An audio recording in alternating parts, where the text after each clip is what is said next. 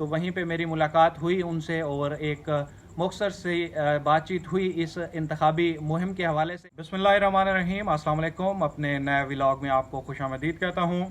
آپ جانتے ہیں کہ میں لودھرا میں موجود ہوں اور ضمنی انتخابات کے حوالے سے جتنی بھی ایکٹیویٹیز ہو رہی ہیں ان کی بھرپور کوریج کرنے کی کوشش کر رہا ہوں۔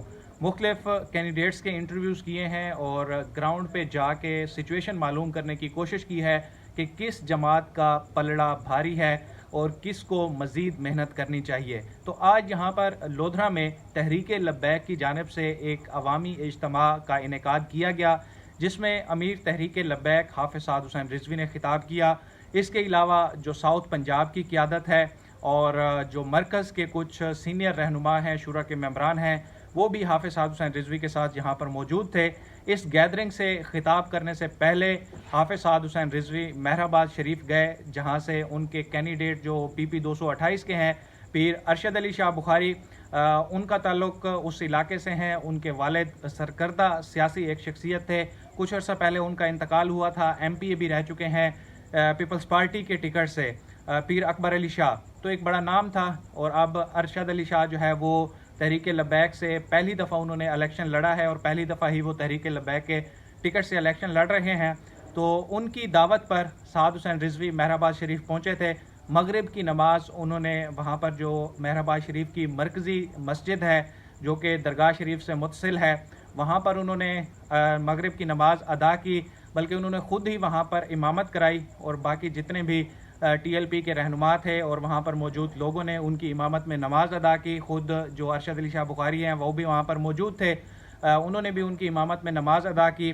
میں بھی وہاں پر گیا ہوا تھا، پیر ارشد علی شاہ سے ایک ہمارا تعلق ہے دوستی کا، محبت کا، علاقے کا، تو میں وہاں پر گیا، ویسے ہی ان کا بھی انٹرویو کرنا تھا، لیکن سعد حسین رضوی چونکہ ایک بڑا نام ہے سیاسی جو معاملات ہیں ملکی، ان میں ان کا اب ذکر ہر جگہ پہ ہوتا ہے اور شامل ہوتا ہے، خاص طور پہ پنجاب میں۔ آپ کو پتہ ہے کہ تیسری بڑی جماعت ہے تحریک لبیک، پیپلز پارٹی سے بھی اکثر یہ ووٹ زیادہ لے جایا کرتے ہیں، اور اب تو تحریک لبیک کو اس طرح سے کھل کر کھیلنے کا موقع مل گیا ہے کہ پیپلز پارٹی نون لیگ کے جتنے بھی ٹکٹ ہولڈرز ہیں ان کو سپورٹ کر رہی ہے۔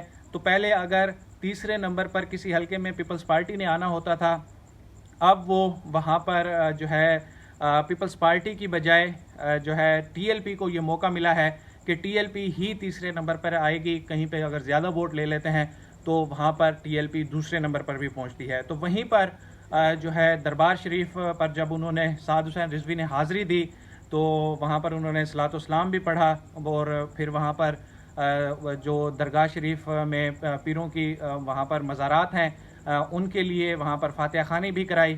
پھر وہاں سے وہ نکلے تو وہیں پہ میری ملاقات ہوئی ان سے اور ایک مختصر سی بات چیت ہوئی اس انتخابی مہم کے حوالے سے کہ کس طرح سے ان کی انتخابی مہم چل رہی ہے، کیا کوئی رکاوٹیں تو نہیں آ رہی، اور لودھرا کے عوام کے لیے وہ کیا پیغام دینا چاہتے ہیں۔ تو ان سوالات کے انہوں نے جواب دیے۔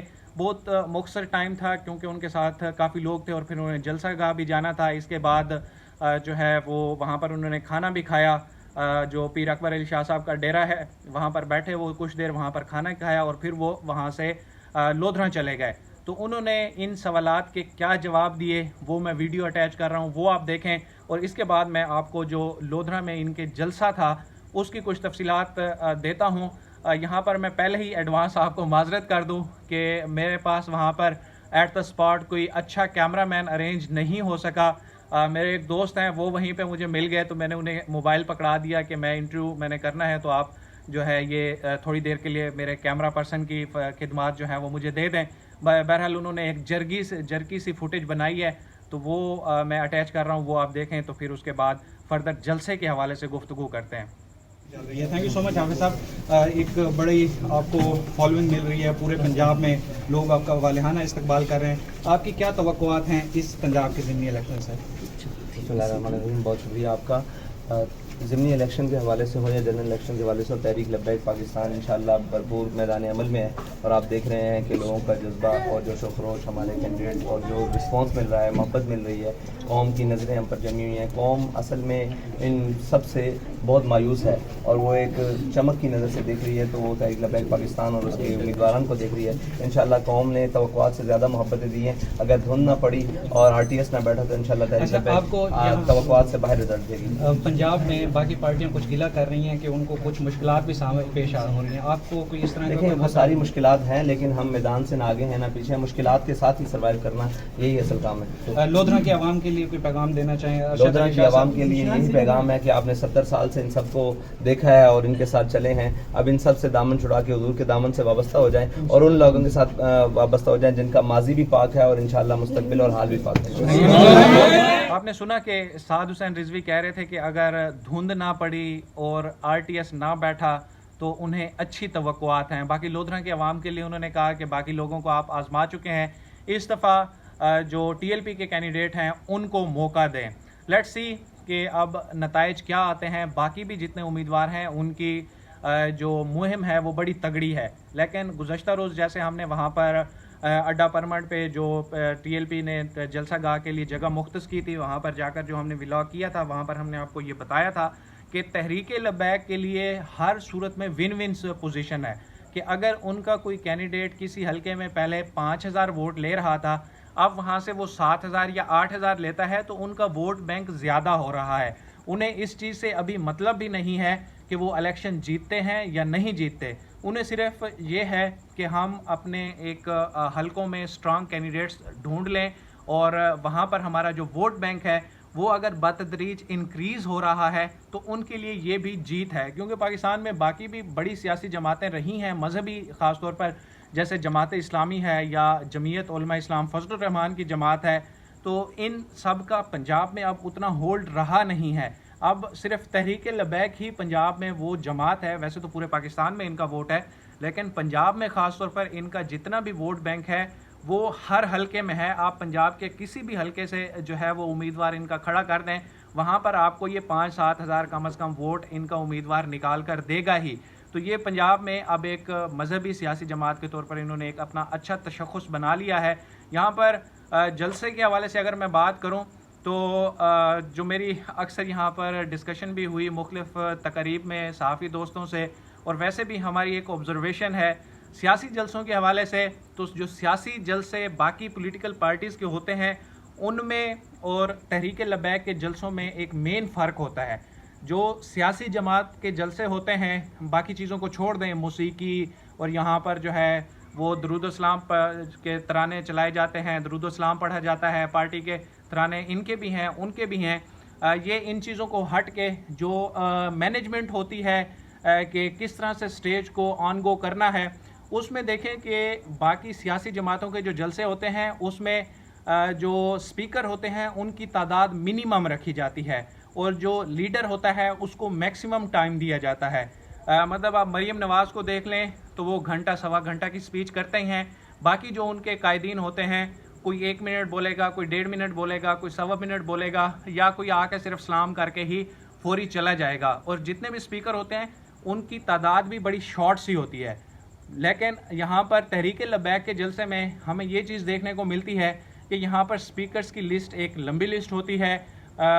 اس پہ ذرا غور کرنے کی ضرورت ہے کہ سب کو ہر جگہ پہ راضی کرنے کی ضرورت نہیں ہوتی.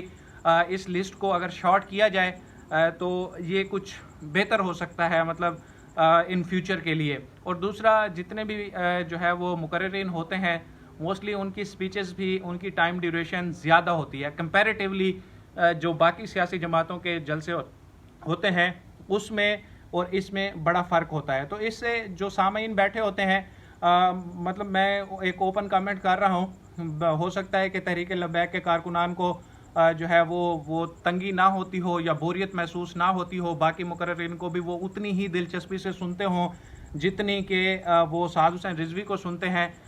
دوسری سیاسی جماعتوں کے جلسوں میں ایسا نہیں ہوتا. لوگ صرف سیاسی قائدین جو مرکزی قائد ہوتا ہے، جو چیئرمین ہوتا ہے یا جو پارٹی کا بڑا عہدیدار ہوتا ہے اس کو سننا چاہتے ہیں. تو یہاں پر جو ہے باقی جو مقررین ہیں ان پر ذرا ان کو غور کرنے کی ضرورت ہے.